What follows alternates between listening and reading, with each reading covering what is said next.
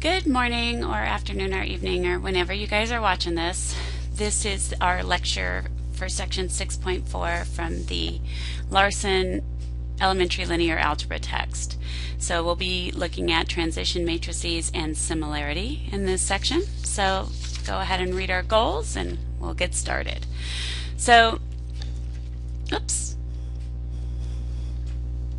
a classical problem in linear is determining whether it's possible to find a basis V such that the matrix T, actually we need to say for T, relative to B is diagonal.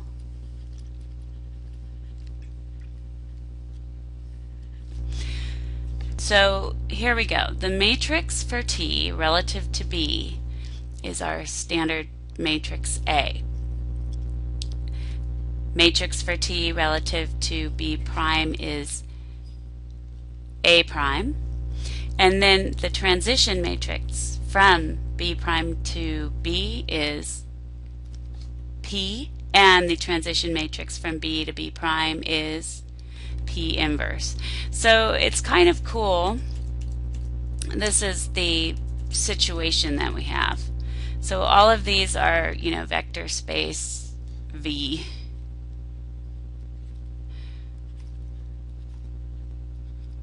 And here, if you start out with the vector V relative to B, if you look at just that left column, if you will, this would be your matrix P, and this is the vector V relative to B prime.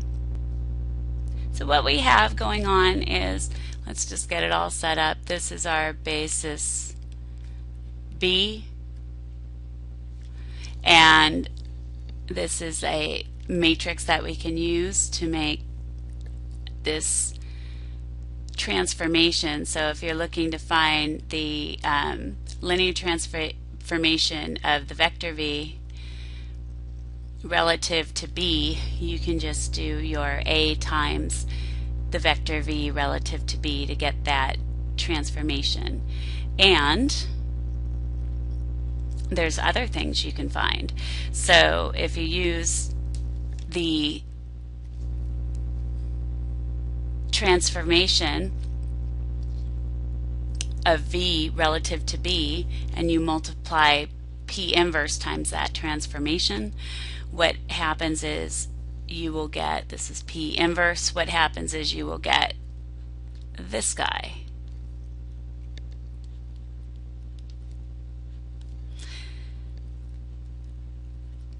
Alright, so the transformation of V relative to B prime. And this here is the basis B, basis B and B prime. So if you want to get from one basis to the other, so if you wanted to get from the basis B to the basis B prime, you would use P times V relative to B would get you to V relative to B prime.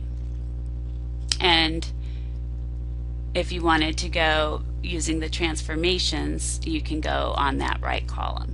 So it's kind of a handy little chart. Let's examine, and this of course is your A prime. So let's examine what we have going on. A prime times V relative to B prime gives us a result of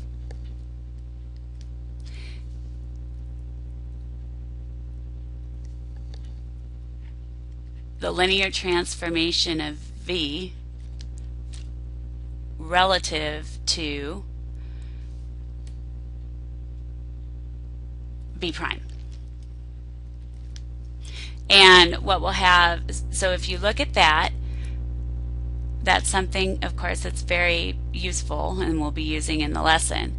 Now, you can also, so basically what we just described was this. So this this here basically says you take A prime and you multiply on the left of the V relative to B prime, and that gives you this result. Now there's another really way more roundabout way to go about this. It turns out that P inverse, so P inverse times A times P times VB prime gets you to the same place. So let's write that out. P inverse times A times P times V relative to B prime also takes you to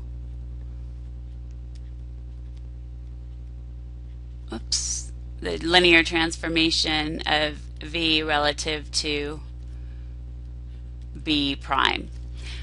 Now that leads us to the conclusion that A prime must be equivalent to P inverse times A times P.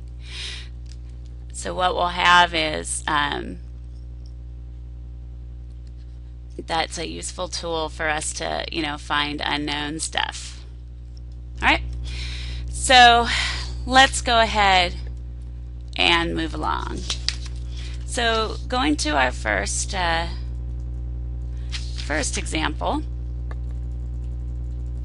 we'll have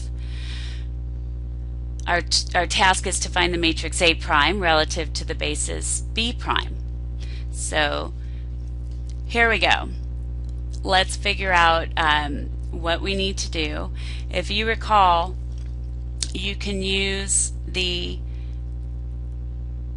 standard matrix for T.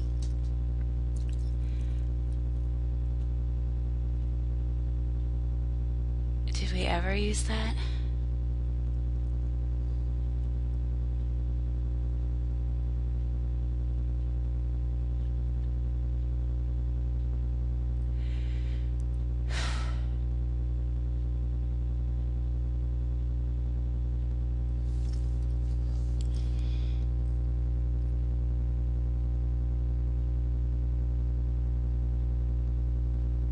We don't need that.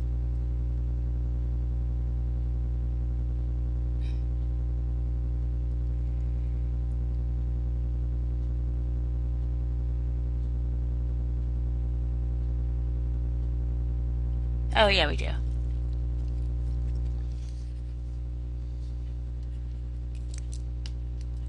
All right, here we are with example 1. We need to find the matrix A prime relative to the basis B prime. So let's check out what we've got. We do know, we'll keep this in the back of our mind,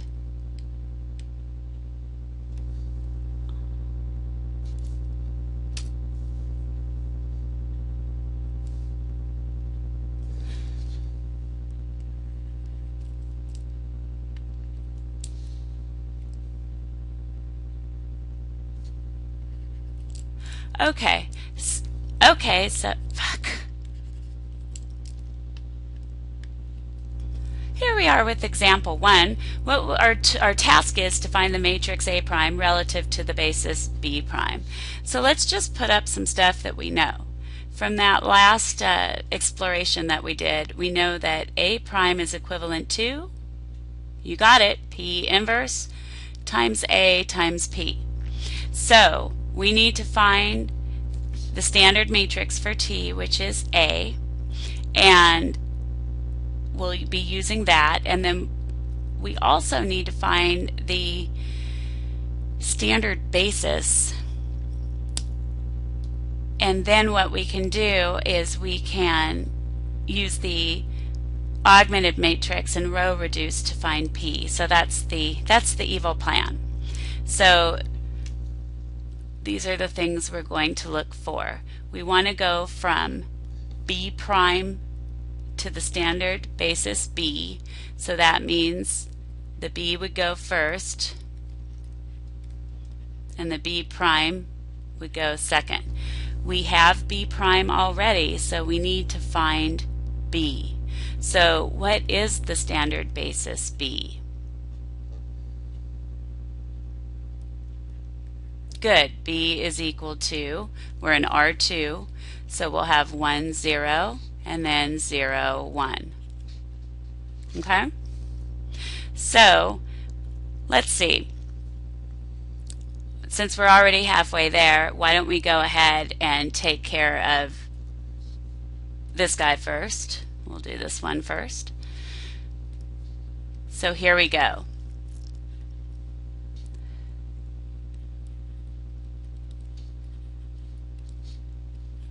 This matrix is going to be, we found B to be 1, 0, remember they're column vectors, and then we'll put in B prime, and if you notice, what we have is we already have the identity matrix on one side. Do you see that?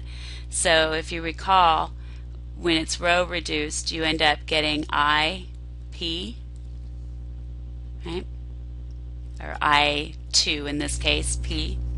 So therefore, that leads us to believe that P equals -2, -1 going across, and then 1, 1. So let's go ahead and find P inverse. So actually, P inverse, if we just use the fact that it's 1 over the determinant times, so 1 over -2 times 1 minus -1 times 1. And then remember, you switch the diagonal terms and then you switch the signs on the other ones. And that will give us that P inverse is, what's that going to be? 1 over, so -2 plus 1 is going to be -1. So we will get, at the end of the day, -1, -1, +1, +2 for P inverse. Now we've found P, we found P inverse, but what do we need? We need A. Good. So this here was the work to find P, right? And from P we found P inverse. But now we need A so that we can finish off our task. So A can be found by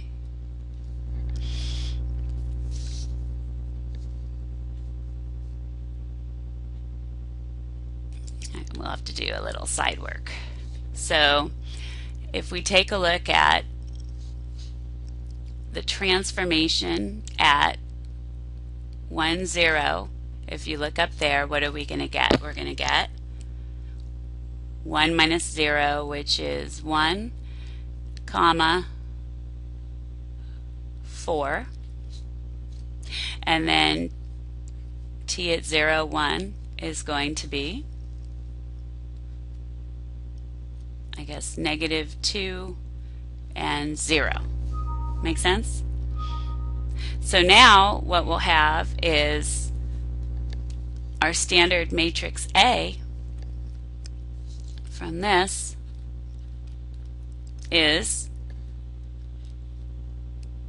going to be the column vectors 1, 4, -2, 0. And finally, so that's our A.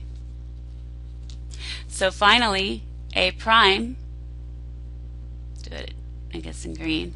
So A prime was equal to P inverse times A times P, which is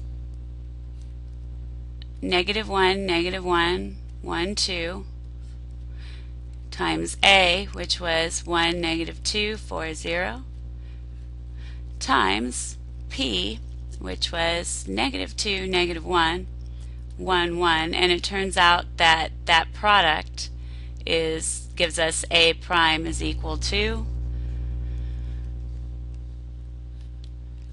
12, 7, negative 20, negative 11, and we're done.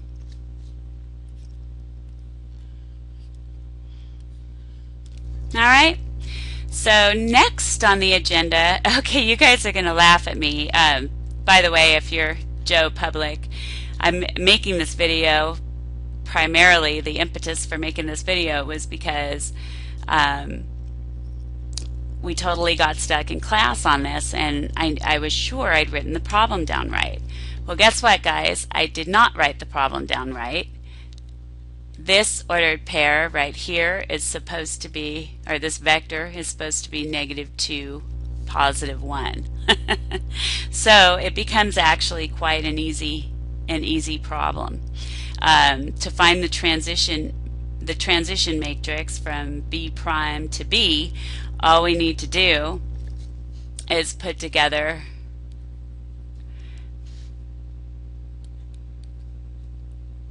this guy and row reduce it to get the format of INP. Okay, so let's do it. When we do those matrices, let's see, we've been given both of them. So what we will have is, we will have 1, -1, remember they're column vectors, -2, 1, writing the correct one in, and then we'll have -1, 1, and 1, 2. And it turns out that this guy row reduces to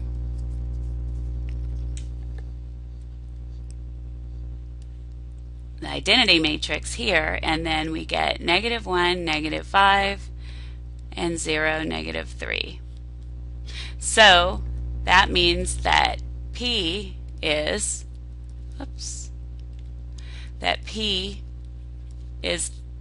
going to be this matrix that consists of these entries. All right, so we get our end result of P equal to -1, -5, 0, -3. All right, so that's why I'm here at, believe it or not, 1:35 in the morning at work, making videos for my linear class because I thought I'd screwed up so badly and I'd written the problem down wrong. That will teach me. All right, so once you finish laughing at me, let's go ahead and move on to part B. So here we go. We're going to use the matrices P and A, another little typo here, to find V relative to B and T of V relative to B, where V of B prime, or relative to B prime, where V of B prime is that matrix 1, -4 transpose. So let's see what we need. Okay, we have our P, so let's write down all the matrices that we have. So A was 2, 1, 0, -1 going across. And then P we had found to be -1, -5, 0, -3. And we had found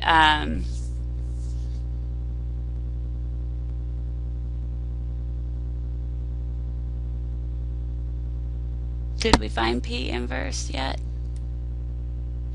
No, we did not find P inverse yet. So let's go ahead and do it up here. So just for what we need, let's do P inverse. Again, we'll do that trick where it's 1 over the determinant. So that'd be -1 times -3 is +3 minus 0 times -3, -1. We flip those, and then it'll be +5 and 0. So that's going to equal to, I'll have a third. So I think we get -1, 5/3, 0, and -1/3. So we'll write this down here so we have it.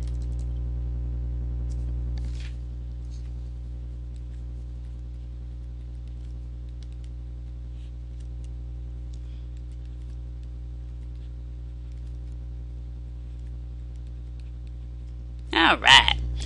So let's put it all together.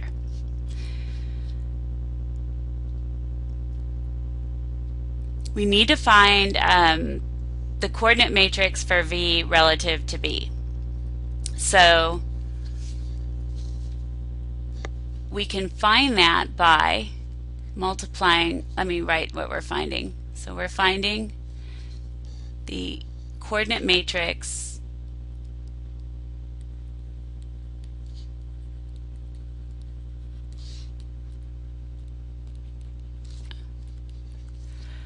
for V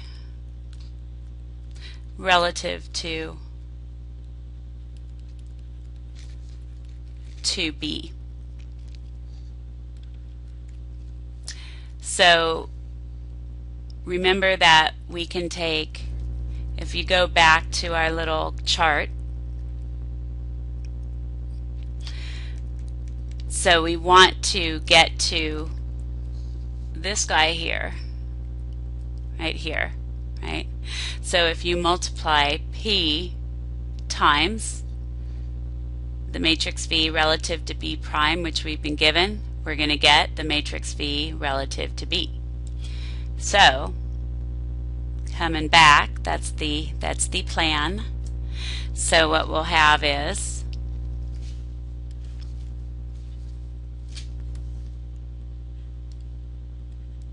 coordinate matrix of V relative to B is P times the coordinate matrix of V relative to B prime, which is P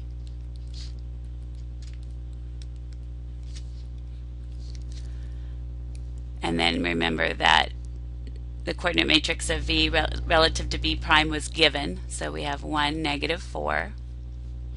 And when we multiply this guy out, we get 19 and 12.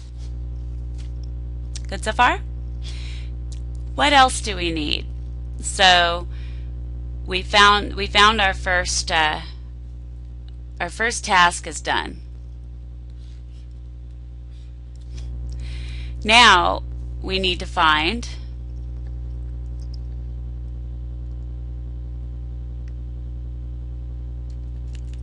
the image of V under T relative to B prime. So I think I have room. The image of T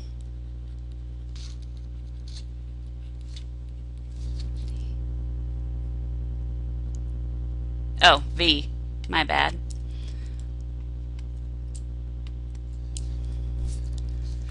The image of V under T relative to B prime.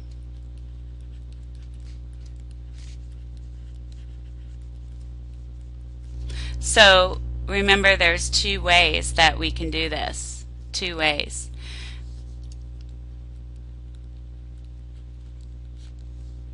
So one way would be to use the fact that, let's take a look again at our chart. So we want to find this guy, right?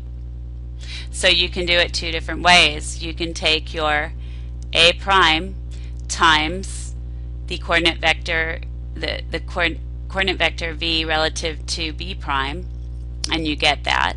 Or you can take your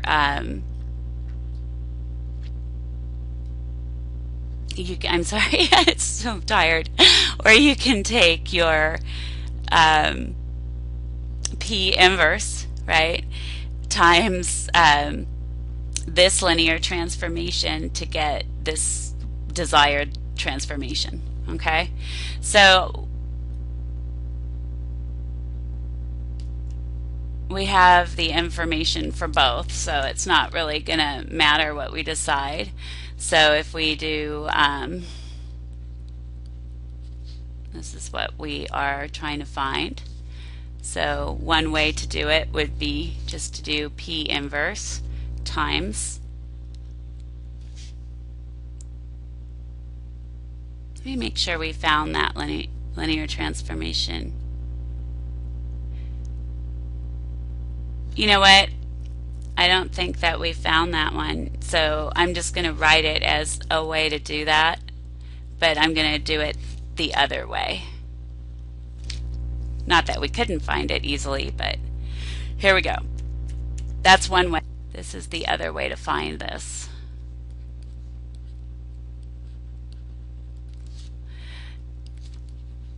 Prime times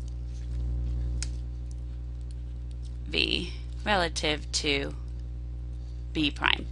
So remember, to find A prime, if you go on the side, recall that A prime is equal to P inverse times A times P, which is going to be -1 5/3, 0 -1/3 times 2 1 0 -1 times -1 -5 0 -3, and it turns out that that product is 2 18 0 and -1. So we have all the pieces we need. So we get, for this A prime, we got 2 18 0 -1 is A prime. And then remember, 1 -4 is the coordinate matrix V relative to B prime. So put that in, 1 -4. And it turns out at the end of the day we get -74. And we're done.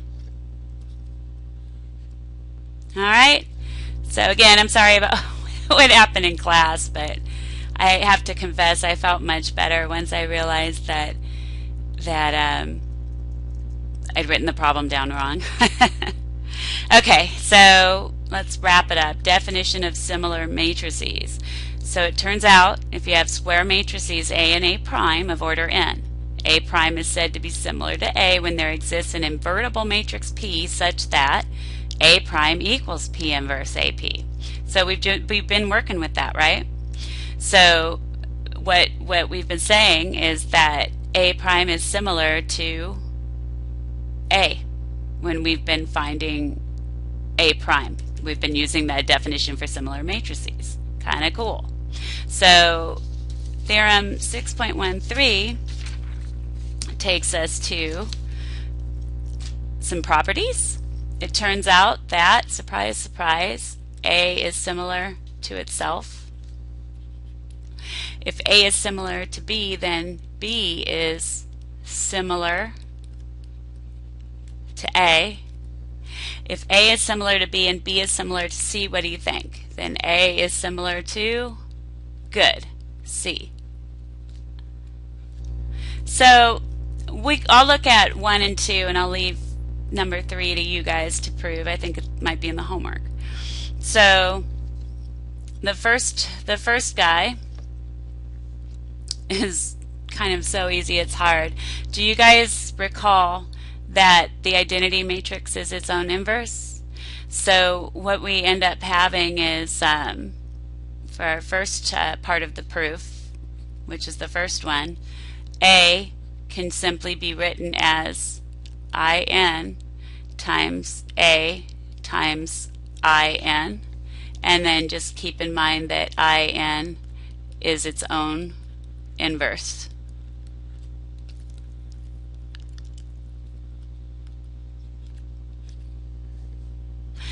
Alrighty, that was easy.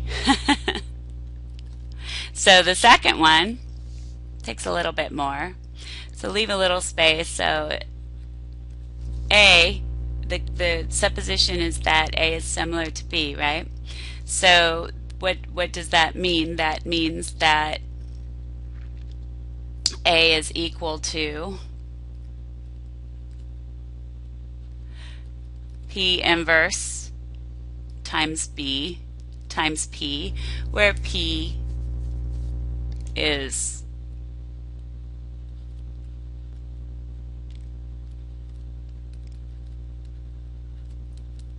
invertible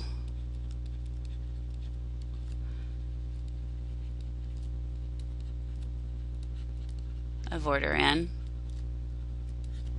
And so now if we take a look at this, we kind of want to isolate b, don't we? So to isolate b, if you multiply on the left side of p inverse, so basically the left side of each side of the equation by p, and then what else might we want to do? Good, if we also multiplied on the right side by p inverse, then what's going to happen is we'll end up with p times a times p inverse is equal to identity matrix of order n times b times identity matrix of order n. So p times a times p inverse is equal to b. Now let's say that we let some q equal to p inverse. Then what are we going to have? Well, we definitely have the a times q, right? And what would we have on the left side of a? Good, we would have q inverse, because p inverse is going to give us, no, sorry, just ignore me.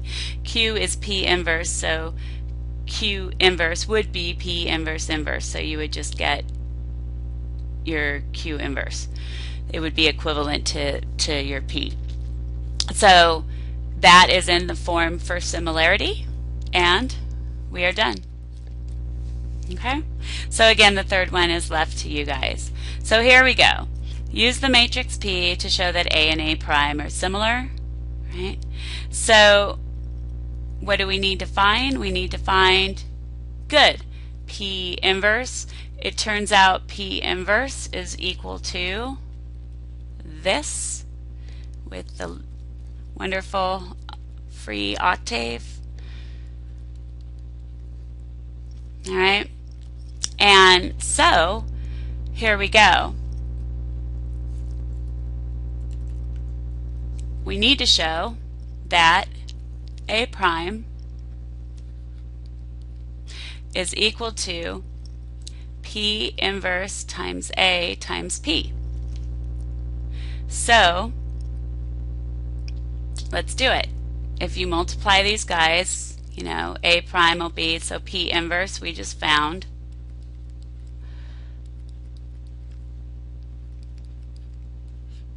And then A is this guy.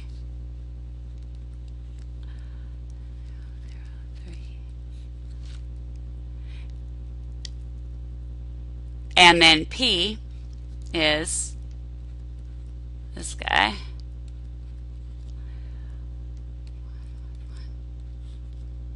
And that gives us a result of, let's go ahead and get octave up.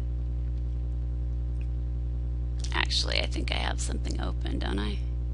Nope. So if you just go to mathchick.net, I've got under the linear algebra, I've got the octave, go all the way down to the bottom, and the octave online is there, and we'll be able to enter in our matrices eventually. So here we go. So we're going to do, what do we have? A prime is P inverse A prime. So P equals 1, 0, 0, 1, 1, 0, and then 1, 1, 1.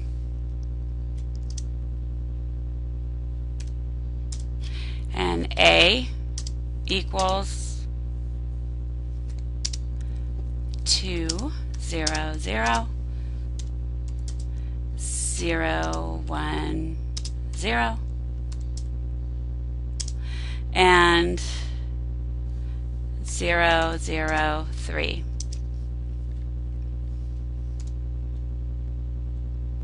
Make sure our spacing's good. All right, so now to find that product, we need to do the inverse of P times A times P. Let's check it out. What do we get? We get, dun dun dun dun, what do we end up getting? We end up getting the, oh, that's right, we end up getting our A prime. So do you see that's the same as our A prime?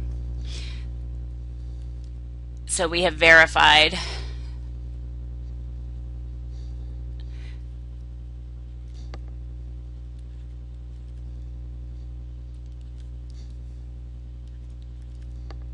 and now if you wanted to go the other way, you have to be a little careful, like in the proof. So we just verified this.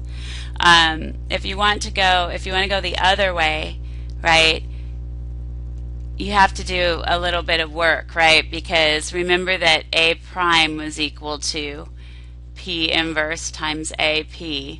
So if you isolate the A on the right side, you end up getting P times A prime times P inverse is equal to A. So that's the order you'd have to do it to verify the similarity for A.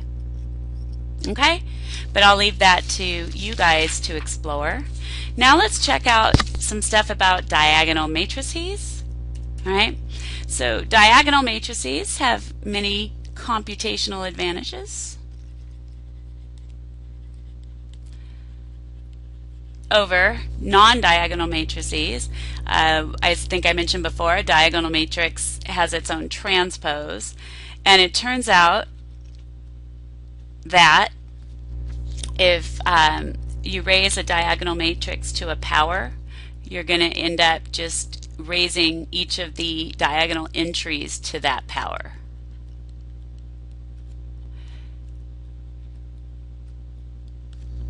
So that's pretty groovy. And additionally, if all the diagonal elements are non-zero, then it turns out that the inverse of a diagonal matrix is the matrix whose main diagonal elements are the reciprocals of corresponding elements in the original matrix. So because of these advantages, it's important to find ways, if you can, to choose a basis for your vector space V such that the transformation matrix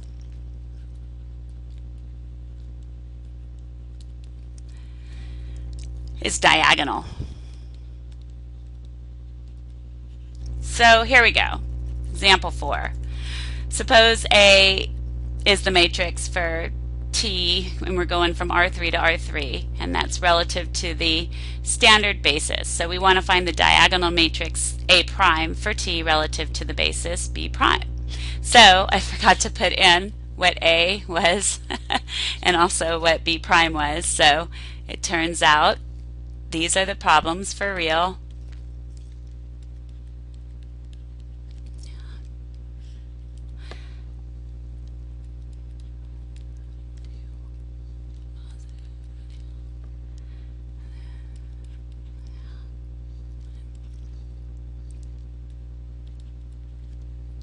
And then B prime is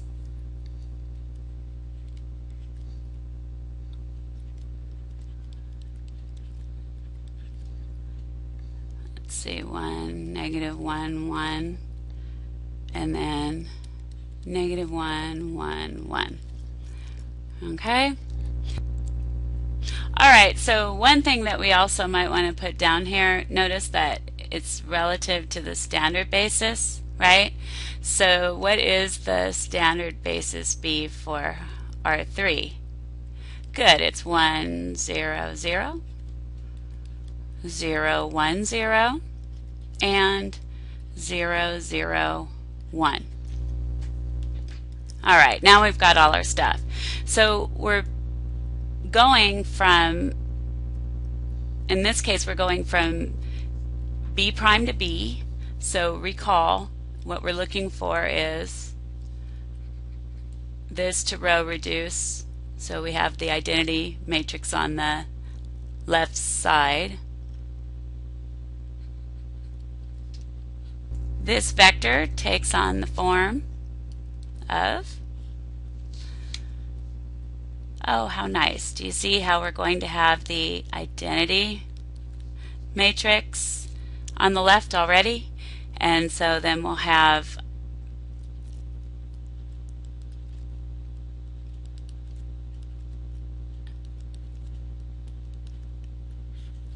so P will be equal to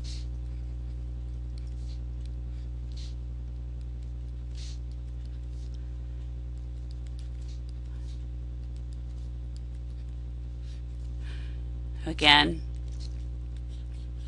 these guys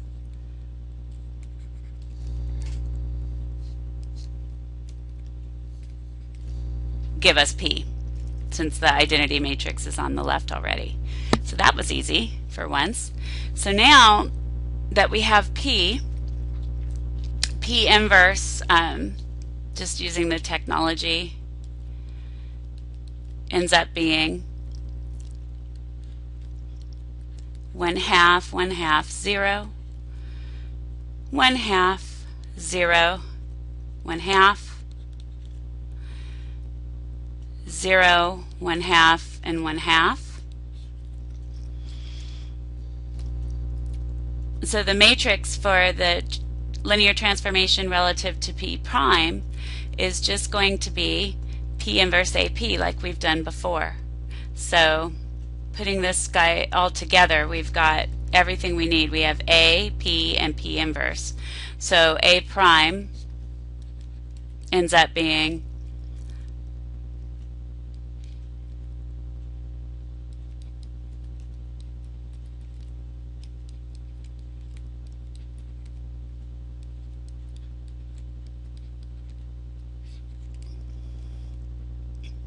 and so again we're using these three things to get A prime.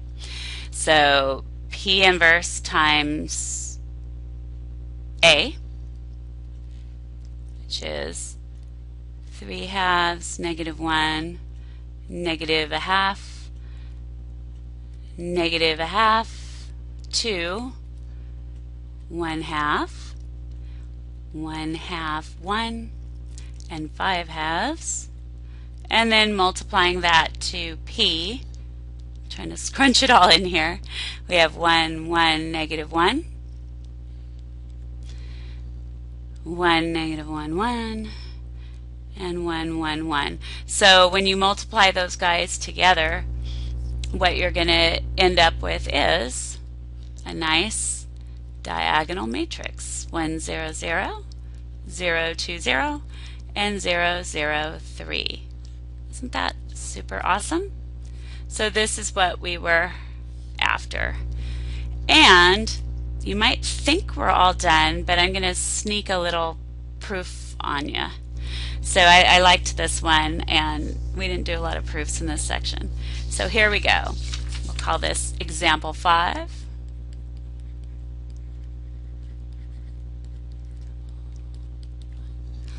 So we want to prove that if A is idempotent,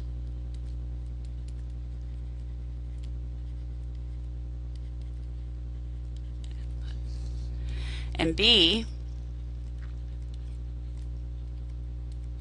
is similar to A,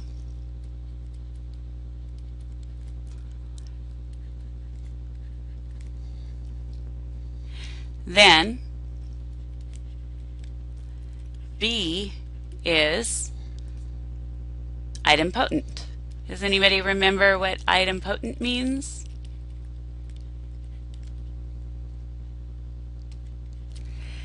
I'll give you a hint.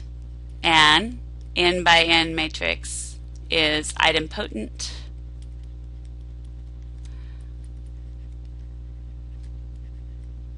when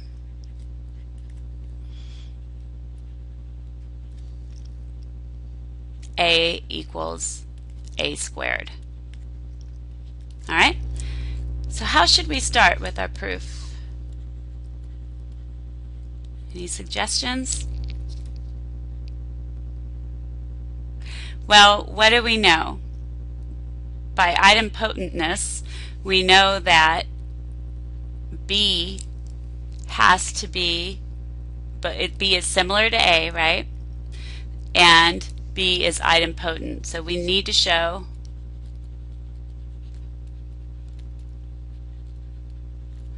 that B is equal to B squared.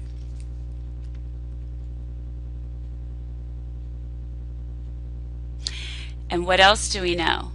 So let's start out by saying what B equals to. So B would be equal to, good, P inverse AP by definition, where, P is an invertible matrix of order n.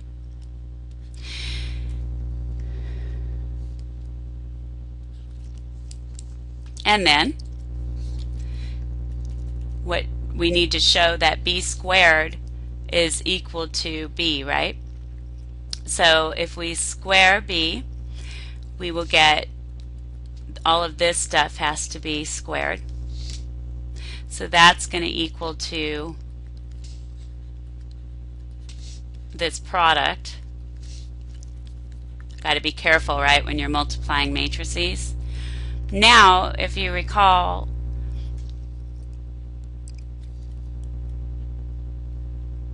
matrix multiplication is associative.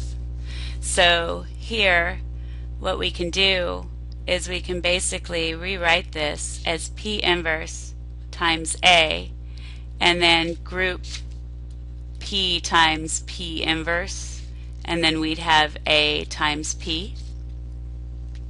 And what is P times P inverse? Good, that's the identity matrix of order n. And then we'll have times A, P, which gives us P inverse times A is A squared times P.